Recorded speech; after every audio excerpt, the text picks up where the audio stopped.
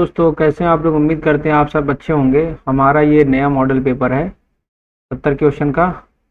तो हम लोग फिर से अपनी तैयारी को आगे बढ़ाते हैं और उसके बाद कलर चूज़ कर ले रहा हूँ मैं और उसके पेन ऑन सब सेटल कर ले रहा हूँ। उसके बाद आप तब से क्वेश्चन पढ़ते रहिए। मैं 1 मिनट, हाँ सारी चीज़ों पे हो गई ठीक।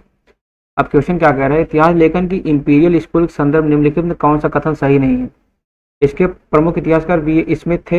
इस विचारधारा ने भारतीय इतिहास को मुख्यतः विदेशी आक्रमणकारों, राजवंशों के उत्थान पतन की कहानी के रूप में देखा। इसने प्राचीन भारतीय गणराज्यों को लोकतांत्रिक शासन का अग्रदूत बताया। इसने भारतीय समाज की निरंतरता और परिवर्तन की आंतरिक शक्तियों की बजाय बाह्य घटनाओं पर अधिक बल दिया। बताइए इसमें से कौन सा कथन सही नहीं है। इसमें से कथन सही यही नहीं है, क्योंकि प्राचीन भारतीय गणराज्यों को लोकतांत्रिक शासन का अग्रदूत किस कौन बताते हैं, ये केपी जायसवाल बताते हैं, ना कि बी स्मिथ। ये स्टेटमेंट उनका है, केपी जायसवाल का है ठीक। आते क्वेश्चन नंबर 2 पे। ये कट गया है तो हम बना लेंगे ए का 1, बी का 2, सी का 3, डी का 4। ये 4 नंबर पे हमारे हैं अमलानंद घोष। तो अमलानंद घोष तो बना लिया हमने। अब क्या कह रहा है, पैलियोलिथिक औजार पल्लवरम, हड़प्पा, मोहनजोदड़ो, अहिच्छत्र, फिर राबर्ट्सबुश फोर्ट, दयाराम साहनी, राखालदास बनर्जी, अमलानंद घोष। बताइए पल्लवरम से प्रथम जो उपकरण मिला है पुरापाषाण औजार, ये कौन खोजे थे, ये कौन पैलियोलिथिक औजार पल्लवरम से कौन, ये राबर्ट्सबुश फोर्ट खोजे थे। कौन, राबर्ट्सबुश फोर्ट। और हड़प्पा का उत्खनन किसके द्वारा, दयाराम साहनी द्वारा हुआ है। अब मोहनजोदड़ो का राखालदास बनर्जी द्वारा और अहिच्छत्र का अमलानंद घोष द्वारा। तो हमारा कौन सही, ऑप्शन नंबर ए यही सही है, ऑप्शन नंबर ए सही है। क्वेश्चन नंबर 3, कंदरिया महादेव मंदिर के संदर्भ में कथनों पर विचार करें। इसका निर्माण चंदेल शासक विद्याधर के समय में हुआ था। इसका शिखर नागर शैली का सर्वोत्तम उदाहरण है। यह मंदिर मुख्य रूप से भगवान विष्णु को समर्पित है। बताइए कंदरिया महादेव मंदिर के बारे में जो कहा गया है इसका क्या है, इसका निर्माण चंदेल शासक विद्याधर के समय में हुआ। बात तो बिल्कुल सही। इसका शिखर नागा शैली का सर्वोत्तम उदाहरण, यह मंदिर मुख्य रूप से भगवान विष्णु को समर्पित, यही स्टेटमेंट गलत है ठीक है। यह शिव को समर्पित है, किसे, शिव को समर्पित है। अगर शिव कह देता तो तीनों स्टेटमेंट सही हो जाता। हमारा केवल 1 और 2। क्वेश्चन नंबर 4, पशुपतिशील मोहनजोदड़ो के बारे में जॉन मार्शल की व्याख्या ने मुख्यतः किस परिकल्पना को जन्म दिया। हड़प्पा सभ्यता का पतन आर्य आक्रमण के कारण हुआ। प्रोटो शिव की अवधारणा और बाद के हिंदू देवता के बीच पूजा पद्धति की निरंतरता। सिंधु घाटी सभ्यता मेसोपोटामिया की एक उपनिवेशी बस्ती थी। हड़प्पावासी केवल मातृ देवी की पूजा करते थे। बताइए क्वेश्चन नंबर 4 जो कह रहा है इसका आंसर क्या है। ये अवधारणा क्या चीज की, प्रोटो शिव की अवधारणा के बाद हिंदू देवता के बीच पूजा पद्धति की निरंतरता। मार्शल ने मुहर पर योगी मुद्रा में 3 मुख वाली आकृति को आदि शिव माना, जो हड़प्पा वैदिक परंपरा भी धार्मिक निरंतरता का सिद्धांत देता है। क्वेश्चन नंबर 5 क्या कह रहा है, कह रहा है कि ऋग्वैदिक काल में राजा निरंकुश नहीं होता था, कारण ऋग्वैदिक काल में सभा और समिति नामक संस्थाएं राजा की शक्तियों पर अंकुश लगाती थी। बताइए क्या है। बात तो बिल्कुल सही है, ए आर दोनों सही, आर एक सही व्याख्या, यही हमारा ऑप्शन नंबर सही हो रहा है। क्योंकि राजा निरंकुश इसलिए नहीं हो पाते क्योंकि ऋग्वैदिक काल में जो सभा और समिति नामक संस्थाएं राजा की शक्तियों पर अंकुश लगा देती थी। ठीक है, सभा क्या होती थी, वरिष्ठजनों की परिषद थी, समिति जन सामान्य की सभा थी, राजा की शक्तियों पर नियंत्रण रखने वाली लोकतांत्रिक की संस्थाएं थी। क्वेश्चन नंबर 6, निम्नलिखित में किस वैदिक देवता को ऋतस्य गोपा ब्रह्मांडी व्यवस्था का रक्षक कहा गया है।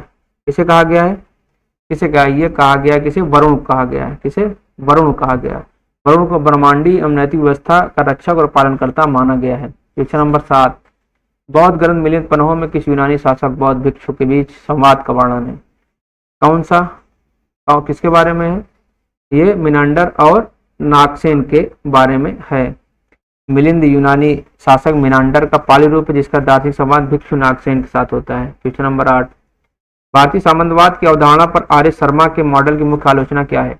उन्होंने भूमि अनुदान को अर्थव्यवस्था के पतन का कारण बताया, जबकि आलोचक इसे कृषि के विस्तार का साधन मानते हैं।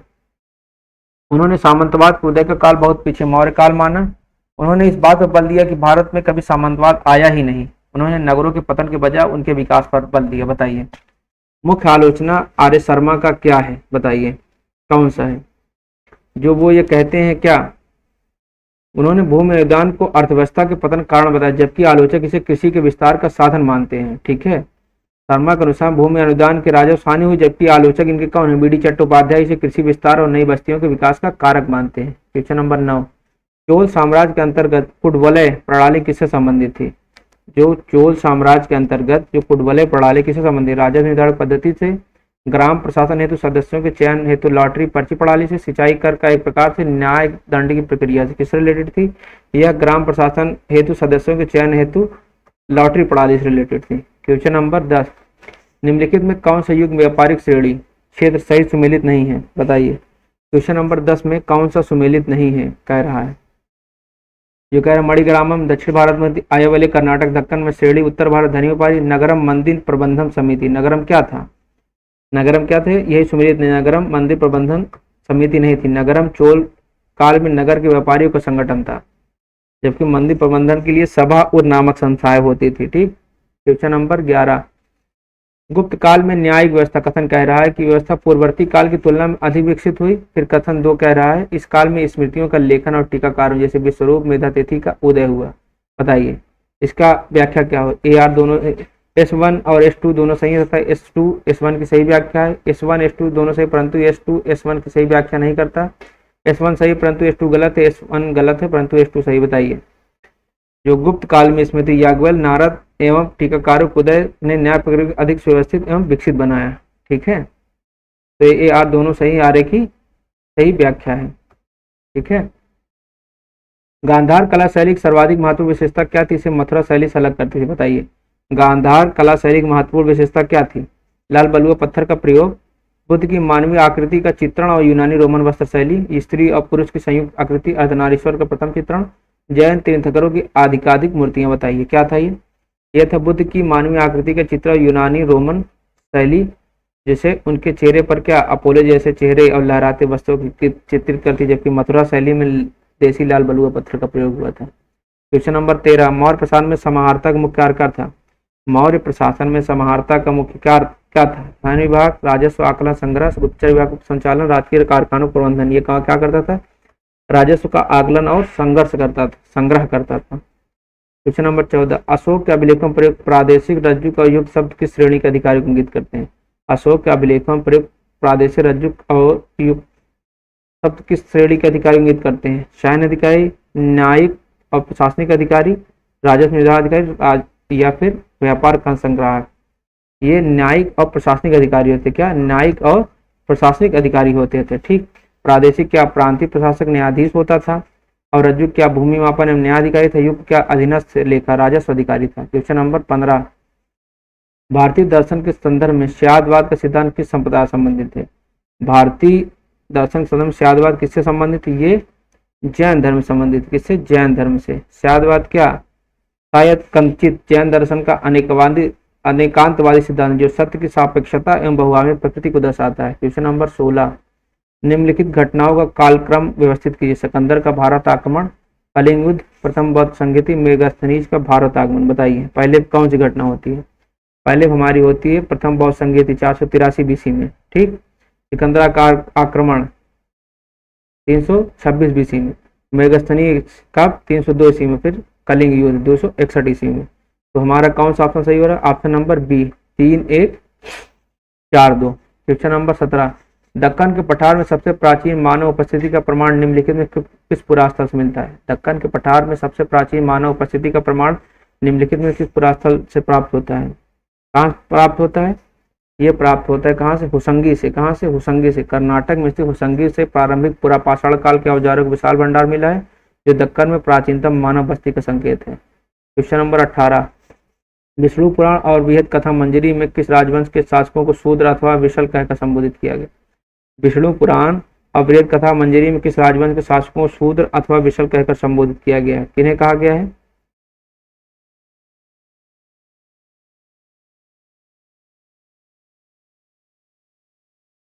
किन्हें कहा गया? विष्णु पुराण और बृहद कथा मंजरी में के इसे ये सातवाहनों के बारे में कहा गया। किन्हें? सातवाहनों के बारे में ये बात कही गई है। ठीक। गाथा सप्तशती नामक ग्रंथ मुख्य रूप से किस भाषा में प्रयोग किया गया है? गाथा सप्तशती किस भाषा में? संस्कृत, पाली, महाराष्ट्रीय प्राकृत या फिर शौसेनी प्राकृत? ये किस में? ये महाराष्ट्रीय प्राकृत में लिखी गई है, जिसे गाथा सप्तशती किसने लिखा है? हाल ने लिखा है, सातवाहन राजा हाल ने, ठीक, हाल ने लिखा था। क्वेश्चन नंबर 20, अमरावती स्तूप के संदर्भ में कथनों पर विचार करें। यह मुख्यतः बौद्ध धर्म की महायान शाखा संबंधित है। इसकी चूना पत्थर की मूर्तिकला, गतिशीलता और गहन अलंकरण के प्रसिद्ध है। इसका संरक्षण मुख्यतः सातवाहन के बाद इक्ष्वाकु शासकों ने किया। ये किया लिख दे रहा हूँ। एक और तो बताइए कौन से इसमें सही है? अमरावती स्तूप मुख्यतः किससे रिलेटेड है? ये हीनयान से रिलेटेड है, थेरवाद परंपरा संबंधित है, ना कि महायान संबंधित है, ठीक है। इसकी श्वेत संगमरमर प्रति उत्कीर्ण नक्काशी सातवाहन इक्ष्वाकु काल की उत्कृष्ट रचना है। तो पहला गलत हो जाए, कौन सही है? 2 और 3 सही है, ठीक। क्वेश्चन नंबर 21, हर्षवर्धन के शासनकाल महासंधि विग्रहिक नामक पद का कार्य क्या था? महासंधि विग्रहिक का काम क्या था? ये क्या था? युद्ध और शांति का मंत्री, विदेश विभाग का ये प्रमुख होता था। क्या होता था दोस्तों? हर्ष के शिलालेखों में यह पद आधुनिक विदेश मंत्री के समतुल्य, जो संधि और विग्रह दोनों का प्रबंधन देखता था। क्वेश्चन नंबर 22, उत्तर मेरूर अभिलेख चोल काल ऐतिहासिक दृष्टि से कम महत्वपूर्ण है? इसमें चोलों की नौसैनिक विजयों का विस्तृत विवरण है, यह ग्राम सभा की कार्रवाई और सदस्यों के चुनाव के नियमों का विस्तृत विवरण प्रदान करता है, इसमें देवदासी प्रथा का प्रथम उल्लेख मिलता है, यह चोल और चालुक्य के बीच युद्ध का एकमात्र साक्ष्य। बताइए उत्तर मेरूर अभिलेख में क्या है? यह ग्राम सभा की कार्रवाई में सदस्यों के चुनाव के नियमों का विवरण प्रदान करता है। तो हमारा कौन सा ऑप्शन सही? Option number B. Question number 23, निम्नलिखित ग्रंथों को उनके लेखकों का मिलान करें। नवनीतकम, आर्यभटीयम, बृहत संहिता, चरक संहिता किसने लिखी है? बताइए किसने लिखी है? नवनीतकम किसने लिखी है? नवनीतकम लिखी है अज्ञात चिकित्सा पद्धति का एक ग्रंथ है, इसके बारे में नहीं पता चला है, ठीक है। आर्यभटीयम किसने लिखी है? आर्यभट्ट ने लिखी है, ठीक। तो बी का 1 हो जा रहा है। और उसके बाद बृहत संहिता किसने लिखी है? वराहमिहिर ने लिखी है। चरक संहिता, तो हमारा कौन सही है? ऑप्शन नंबर ए सही है। कौन सही है? ऑप्शन नंबर ए सही हो रहा है। क्वेश्चन नंबर 24, वैष्णव अलवार संतों की रचनाओं का संकलन नालियर दिव्य प्रबंधम को किस उपाधि सम्मानित किया जाता है? वैष्णव अलवार संतों की रचनाओं को संकलन नालियर दिव्य प्रबंधम को किस उपाधि सम्मानित किया? तमिल मरे, तमिल वेद, पंचम वेद, द्रविड़ प्रस्थानत्रयी, दक्षिण की गीता। बताइए क्या कहा जाता है? इसे कहा जाता है तमिल वेद कहा जाता है। क्या कहा जाता है? तमिल वेद कहा जाता है, ठीक है। क्वेश्चन नंबर 25, और साथ में वर्णित सप्तांग सिद्धांत के अंतर्गत जनपद शब्द का तात्पर्य क्या है? जनपद शब्द का तात्पर्य क्या? किलाबंद, राजधानी, मित्र राज, राज का भूभाग, उसकी जनसंख्या या राजकोष? बताइए।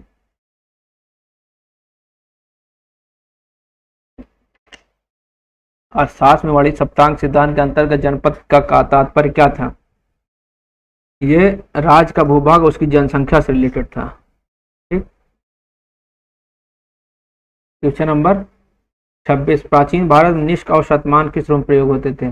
भूमि मापन की इकाइयां थी, स्वर्ण मुद्रा की मानक एवं भार इकाई, करों के प्रकार, ये सैन्य पदावियां थी। क्या थी ये थी स्वर्ण मुद्रा के मानक एवं भार इकाइयां थी। वैदिक काल में वास्तविक ढली हुई मुद्राएं न होकर स्वर्ण की निश्चित भार की इकाइयां, जिनका प्रयोग विनिमय के माध्यम से रूप से होता था। क्वेश्चन नंबर 27, बौद्ध धर्म में प्रति समुत्पाद का सिद्धांत सर्वाधिक निकटता से किससे संबंधित है? ईश्वर के अस्तित्व का निषेध से, कर्म और पुनर्जन्म सिद्धांत है, दुख की उत्पत्ति की कार्य कारणा श्रृंखला 12 कड़ियां, संघ की अनुशासन नियम से। बताइए ये किससे रिलेटेड है?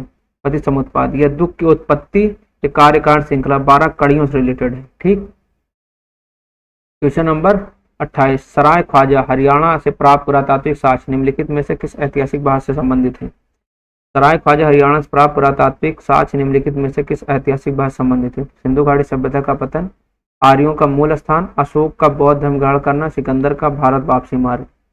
सराय ख्वाजा जो है ये रिलेटेड है आर्यों के मूल स्थान से रिलेटेड, जो बहस है उससे रिलेटेड है, ठीक है। क्योंकि यह स्थल हड़प्पा सभ्यता के पतन और चित्रित दूसरे मेजबान संस्कृति के उदय के मध्य की कड़ी है, जिसका संबंध आर्य प्रवासन से जोड़ा जाता है। क्वेश्चन नंबर 29 क्या कह रहा है?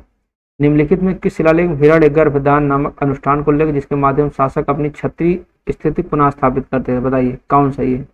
नासिक शिलालेख, हिरण प्रशस्ति, एहोल प्रशस्ति, उदयगिरि गुहा लेख। बताइए। यह है नासिक शिलालेख, गौतमीपुत्र सारणकर्णी का नासिक शिलालेख। इसमें गौतमीपुत्र सारणकर्णी ने अपने राज्याभिषेक समय हिरण्य स्वर गर्भदान कर ब्राह्मणों को प्रसन्न किया, जिससे उसकी क्षत्रिय स्थिति पुनर्पुष्ट हुई। ठीक। चोल काल में वेट्टी कर का स्वरूप क्या था? चोल काल में वेट्टी कर का स्वरूप क्या था? चोल काल में वेट्टी कर क्या होता था? वेट्टी कर होता था नकद भुगतान के स्थान बेगार या निःशुल्क श्रम कर होता था। ठीक है। क्वेश्चन नंबर 31, पाल शासक बौद्ध धर्म के महान संरक्षक थे, कारण दे रहा उन्होंने विक्रमशिला और उदयपुरी जैसे विश्वविद्यालयों की स्थापना की। बताइए। बात तो सही है कि महान धर्म संरक्षक थे, उन्होंने विक्रमशिला और उदयपुरी जैसे विश्वविद्यालयों की स्थापना की थी। ठीक है, तो ये यार दोनों सही आ रहे की सही व्याख्या है। क्वेश्चन नंबर 32, कौटिल्य के अर्थशास्त्र के अनुसार वैदेहक कौन होते थे? कौटिल्य के अनुसार वैदेहक कौन होते थे? कौटिल्य राजकीय उत्पाद शुल्क वसूलने वाले अधिकारी, गुप्तचर जो व्यापारिक वेश में रहते थे, विदेशी व्यापारियों के एक संग, न्यायालय में गवाही देने वाले व्यक्ति। वैदेहक होते थे क्या? एक संस्थागत गुप्तचर होते थे। कौन? संस्थागत गुप्तचर होते जो व्यापारी वेश में रहते थे। ठीक। क्वेश्चन नंबर 33, प्रयाग प्रशस्ति की रचना किसने की थी? वह किस शासक संबंधित है? हरिशेन समुद्रगुप्त, वीरसेन चंद्रगुप्त द्वितीय, रविकीर्ति पुलकेशिन द्वितीय, भास्कर वर्मन, हर्षवर्धन। कौन था ये? हरिशेन और समुद्रगुप्त हैं। क्वेश्चन नंबर 34, निम्नलिखित में से कौन सा एक नागर मंदिर स्थापत्य शैली का उपप्रकार नहीं है? बताइए। निम्नलिखित में से कौन सा एक नागर मंदिर स्थापत्य शैली का उपप्रकार नहीं है? रेखा प्रासाद, हमशाना, गोपुरम, वल्लभी। क्या है ये जो कह रहा है? इसमें क्या है? गोपुरम। यही नहीं है। गोपुरम प्रवेश द्वार दक्षिण भारतीय शैली विशेषता है। ठीक है। क्वेश्चन नंबर 35, भक्ति आंदोलन संदर्भ शून्य संपादने नामक ग्रंथ का संबंध किस संप्रदाय से? भक्ति आंदोलन से शून्य संपादने नामक ग्रंथ किससे संबंधित है? वीर से लिंगायतों संबंधित है। किससे? वीर से लिंगायतों से संबंधित ये है। क्वेश्चन नंबर 36, वेदेश्वर मंदिर तंजौर के गर्भगृह में स्थापित विशाल शिवलिंग के संबंध में राजराजेश्वरम नामक उल्लेख कहाँ मिलता है? वेदेश्वर मंदिर के गर्भगृह में स्थापित विशाल शिवलिंग के संबंध में राजराजेश्वरम नाम का उल्लेख कहाँ मिलता है? कहाँ मिलता है दोस्तों? यह मिलता है हमें कहाँ? मंदिर की दीवारों पर उत्कीर्ण अभिलेखों में मिलता है। तंजौर का जो वेदेश्वर मंदिर के चारों ओर दीवारों पर उत्कीर्ण लंबे चौड़े अभिलेखों में इस विशाल शिवलिंग को राजराजेश्वरम कहा गया, जो संस्थापक राजा प्रथम के नाम पर है। क्वेश्चन नंबर 37, बुद्धचरित की रचना किसने की और यह किस भाषा में है? बुद्धचरित की रचना किसने की? बुद्धचरित की रचना किसने की? अश्वघोष ने। और ये क्या है? ये संस्कृत में है। ठीक है। क्वेश्चन नंबर, त्रिपिटक के अंतर्गत विनय पिटक मुख्य रूप से किसका वर्णन है? त्रिपिटक में मुख्य रूप से किस चीज का वर्णन है? ये इसमें वर्णन क्या है? बौद्ध संघ के नियम और अनुशासन का नियम है। ठीक है। विनय पिटक भिक्षुओं और भिक्षुणियों के आचार, दैनिक जीवन और संघ प्रवेश के 227 नियमों का संग्रह है। क्वेश्चन नंबर 39, आजीवक संप्रदाय के संस्थापक मखली घोषाल का मूल सिद्धांत नियति किस अवधारणा पर बल देता है? आजीवक संप्रदाय के संस्थापक मखली घोषाल का मूल सिद्धांत नियति किस अवधारणा पर बल देता है? किस पर देता है? पूर्ण नियतिवाद और मानव प्रयास की निरर्थकता की बात पे ये बल देता है। इसका मतलब घोषाल के अनुसार सब कुछ नियति भाग से पूर्व निर्धारित है, मानव प्रयास कर्म का कोई प्रभाव नहीं पड़ता, यह कर्म सिद्धांत का घोर विरोधी था। क्वेश्चन नंबर 40, गुप्त काल में भाग और भोग नामक करों का क्या अंतर था? भाग वो राजस्व का हिस्सा था, भोग फलों फूलों पर लगने वाला कर था। भाग राजा के नियमित हिस्सा 1/6 जबकि भोग समय समय पर लिया जाने वाला उपकर या भेंट था। भाग सिंचाई करता, भोग व्यापार करता, दोनों एक ही करके पर्यायवाची थे। क्वेश्चन नंबर 40 का आंसर बताइए क्या था? क्वेश्चन नंबर 40 का आंसर, भाग राजा का एक नियमित हिस्सा जो 1/6 होता था, जबकि भोग समय समय पर लिया जाने वाला उपकर या भेंट होता था। क्वेश्चन नंबर 41 कह रहा है निम्नलिखित शासकों और उनकी उपाधियों का सुमिलन करें। ए कनिष्क, बी चंद्रगुप्त द्वितीय, सी समुद्रगुप्त, डी हर्षवर्धन, या कविराज, शकारी, देवपुष, शकलोत्तर, पथनाथ। बताइए। कनिष्क, चंद्रगुप्त द्वितीय, समुद्रगुप्त, हर्षवर्धन, कविराज, शकारी, देवपुष, शकलोत्तर, पथनाथ। बताइए। क्वेश्चन नंबर 41 का आंसर बताइए। क्वेश्चन नंबर 41 का आंसर क्या है? कनिष्क को देवपुत्र कहा गया है। ठीक। ए का 3 एक ही मार रहा है, और चंद्रगुप्त द्वितीय शकारी कहा गया है, समुद्रगुप्त ये कविराज कहे गए हैं, हर्षवर्धन शकलोत्तरा पथनाथ कहे गए हैं। तो ऑप्शन नंबर ए सही है। Question number 42, Periplus of the Erythraean Sea नामक यूनानी ग्रंथ में बैरिगाजन नाम से किस प्रसिद्ध प्राचीन बंदरगाह का उल्लेख है? शोपारा, भरूच, भृगुकच्छ, पुहार, कावेरीपट्टनम, ताम्रलिप्ति। बताइए। क्वेश्चन नंबर 42 में पेरिप्लस ऑफ एरिथियन सी नामक यूनानी ग्रंथ में बैरिगाजन नाम से किस प्रसिद्ध प्राचीन बंदरगाह का उल्लेख है? ये उल्लेख है किसका? ये उल्लेख है भरूच भृगुकच्छ का। किसका? भरूच और भृगुकक्ष का। क्वेश्चन नंबर 43, सूचना का अधिकार अधिनियम आरटीआई 2005, ये क्वेश्चन गलत टाइप हो गया है, ये भी। क्वेश्चन नंबर 45, ये भी। अब क्वेश्चन नंबर 46 क्या कह रहा है, 46 क्या कह रहा है, 46 हमारा कह रहा है निम्नलिखित में कौन सी नदी बुर्ज एवं कश्मीर की नवपाषाणकालीन संस्कृति संबंध नहीं है? झेलम, सिंधु, चिनाब, रावी। बताइए कौन सी नदी संबंध नहीं नवपाषाणकालीन इससे, बुर्जहोम से? ये शामिल नहीं है, कौन सी? रावी। रावी क्यों नहीं है? बुर्जहोम कश्मीर घाटी झेलम नदी प्रणाली के अंतर्गत, जबकि रावी नदी पंजाब क्षेत्र हड़प्पा सभ्यता केंद्र में बहती थी। क्वेश्चन नंबर 47, तमिल महाकाव्य मणिमेखले का नायक नायिका किस धर्म का अनुयायी था? तमिल महाकाव्य मणिमेखले का नायक नायिका किस धर्म का अनुयायी थे? ये बौद्ध धर्म का अनुयायी थे। क्या? यह काव्य कोवलन माधवी पुत्री मणिमेखले की कहानी है, जो सांसारिक मोह त्याग कर बौद्ध भिक्षुणी बन जाती है और दान पुण्य का कार्य करती है। क्वेश्चन 48, एरण प्रशस्ति भानुगुप्त ऐतिहासिक दृष्टि से महत्वपूर्ण है? इसमें सबसे पहले सती प्रथा का स्पष्ट अभिलेखी साक्ष्य मिलता है। इसमें चंद्रगुप्त द्वितीय की शकों पर विजय का उल्लेख है। यह संस्कृत काव्य का सबसे प्राचीन उदाहरण है। इसमें समुद्रगुप्त के अश्वमेध यज्ञ का वर्णन। एरण प्रशस्ति इसमें क्या है? इसमें क्या है? इसमें सबसे पहले सती प्रथा का स्पष्ट अभिलेखी साक्ष्य मिलता है। क्वेश्चन नंबर 49, खारवेल का कलिंग का हाथी गुफा अभिलेख किस लिपि में उत्कीर्ण है? खारवेल का हाथी गुफा अभिलेख किस में है? यह है ब्राह्मी लिपि में। किसमें? ब्राह्मी लिपि में। क्वेश्चन नंबर 50, अभिकथन भारत में गुप्तोत्तर काल में नगरों का पतन हुआ, कारण दे रहा है इस काल में लंबी दूरी का व्यापार कमजोर पड़ गया था और अर्थव्यवस्था का स्वरूप अधिक ग्रामीण और स्थानीय हो गया था। बताइए क्वेश्चन नंबर 50 का आंसर बताइए। बात तो बिल्कुल सही है, ए आर दोनों सही है, आर ए की सही व्याख्या है। गुप्त साम्राज्य पतन और रोमन साम्राज्य के ह्रास का अंतर्राष्ट्रीय व्यापार घट गया, जिसके फलस्वरूप नगरों का आर्थिक आधार कमजोर पड़ा और वे सिकुड़ने लगे। क्वेश्चन नंबर 51, पूर्व मीमांसा दर्शन का अपूर्व क्या अर्थ है? पूर्व मीमांसा दर्शन के अर्थ अपूर्व का क्या अर्थ है? अपूर्व का अर्थ क्या था? पुनर्जन्म लेने वाली आत्मा, या करने से उत्पन्न होने वाली अदृश्य शक्ति जो भविष्य में फल देती है, जगत का मिथ्या होना, ब्रह्मा और जीव का अद्वैत संबंध। ये कहते हैं यज्ञ से उत्पन्न होने वाली अदृश्य शक्ति जो भविष्य में फल देती है। क्वेश्चन नंबर 52, बादामी गुफाएं गुफा संख्या 3 में किस हिंदू देवता संबंधित प्रसिद्ध भित्तिचित्र जो चालुक्य कला का उत्कृष्ट उदाहरण है? बादामी गुफा संख्या 3 में किस हिंदू देवता संबंधित प्रसिद्ध भित्तिचित्र जो चालुक्य कला का उत्कृष्ट उदाहरण? बताइए क्वेश्चन नंबर 52 का आंसर बताइए। गुफा संख्या 3 में क्या है? चतुर्भुज विष्णु और वराह अवतार के बारे में हमें जानकारी मिलती है। ठीक है। क्वेश्चन नंबर 53, मौर्य साम्राज्य के पतन के संबंध में बौद्ध परंपरा अनुसार किस शासक को दोषी ठहराया गया है? मौर्य साम्राज्य के पतन के संबंध में बौद्ध परंपरा अनुसार किस शासक को दोषी ठहराया गया है? ये किसे दोषी ठहराया गया? अशोक की दानशीलता को। बौद्ध ग्रंथ दिव्यावदान के अनुसार अशोक ने अपने अंतिम समय बौद्ध संघ को इतना अधिक दान दे दिया कि राजकोष खाली और राज्य की शक्ति छीड़ हो गई। क्वेश्चन नंबर 54, केपी जायसवाल का भारतीय इतिहास लेखन में सबसे बड़ा योगदान क्या माना जाता है? गुप्त काल का स्वर्ण युग में प्रतिपादन, हिंदू राजनीतिक सिद्धांतों की व्याख्या और प्राचीन गणराज्यों का शोध, सिंधु घाटी सभ्यता की खोज, दक्षिण भारतीय इतिहास का पुनर्लेखन। बताइए क्वेश्चन नंबर 54 का आंसर बताइए। इनका क्या था? इन्होंने हिंदू राजनीतिक सिद्धांतों की व्याख्या की और प्राचीन गणराज्यों पर इन्होंने शोध किया। क्वेश्चन नंबर 55, लौह युग के संदर्भ में निम्नलिखित लौह युग के संबंध में निम्नलिखित में से किस स्थान से भट्टी के स्पष्ट प्रमाण मिलते हैं? लौह युग के संबंध में निम्नलिखित में से किस स्थान से भट्टी के स्पष्ट प्रमाण मिलते हैं? हस्तिनापुर, अतरंजी खेड़ा, नवदा टोली, नागार्जुन कोंडा। क्वेश्चन नंबर 55 का आंसर बताइए।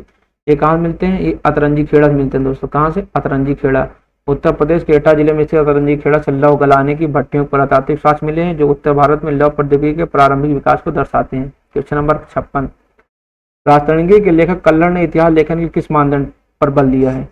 राजतरंगी के लेखक कल्लड़ ने इतिहास लेखन के लिए किस मानदंड पर बल दिया? केवल राजाओं की प्रशंसा, निष्पक्षता और स्रोतों का सम्यक मूल्यांकन जैसे शासन पत्र अभिलेख, अलौकिक घटनाओं की प्रधानता, कवित्व शैली का प्रदर्शन। बताइए क्वेश्चन नंबर 56 का आंसर बताइए।